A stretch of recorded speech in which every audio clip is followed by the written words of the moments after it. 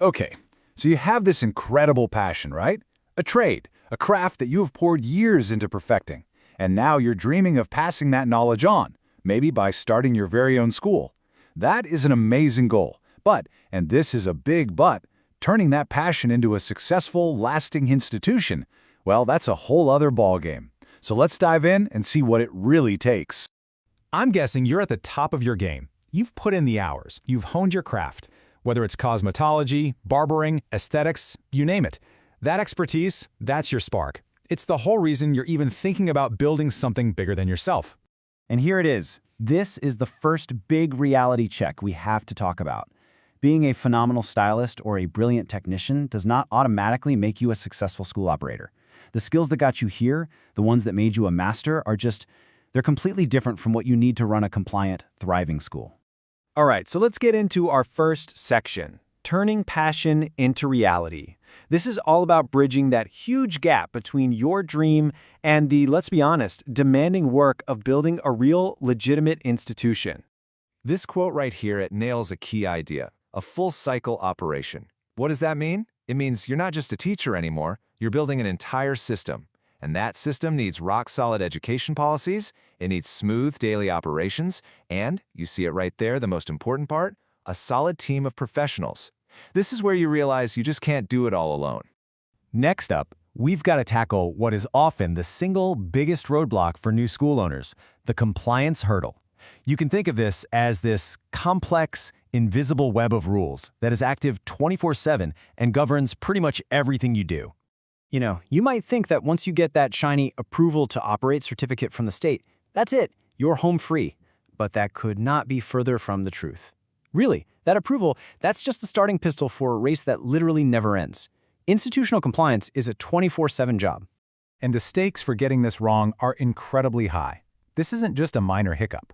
We're talking about really costly delays, submitting applications over and over again, getting those dreaded non-compliant notifications, even steep financial penalties. And the worst-case scenario? An outright denial that just ends your dream before it even gets off the ground. Okay, I know that sounds super daunting. But here's the good news. There is a clear path forward. So let's break down the 3 keys you need to build a strong foundation for success right from the very beginning. So it really boils down to this 3-step process. First, if you've never run a school before, you have got to get a team that has. Second, you have to do your homework.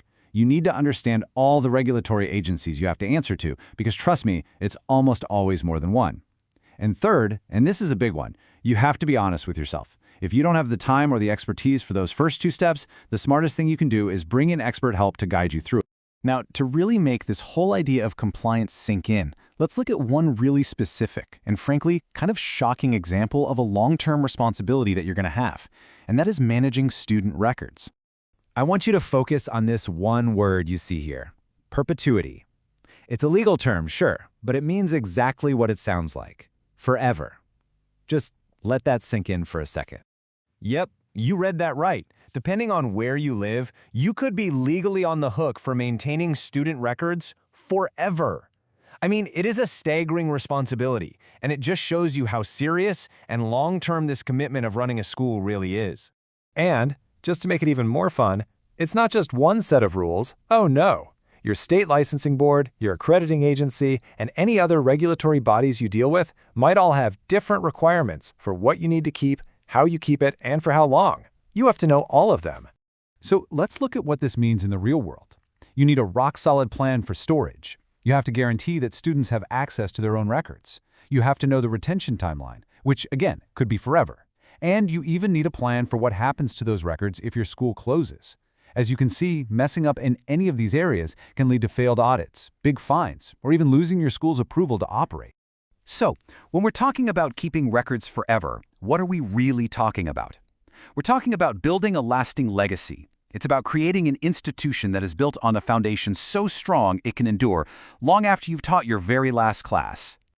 All right, let's recap the 4 big takeaways here. First, your skill is the spark, but business and compliance knowledge, that's the fuel. Second, compliance never, ever sleeps. It is a 24/7 responsibility. Third, build your foundation with the right team, the right knowledge, and don't be afraid to get expert help when you need it. And finally, Understanding those forever responsibilities is what's going to make your school an enduring institution, not just a business that's here today and gone tomorrow.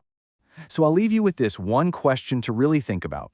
Your passion was powerful enough to create this amazing dream of a school, but have you put that same passion and energy into making sure its foundation is solid, compliant, and truly built to last for generations of students yet to come?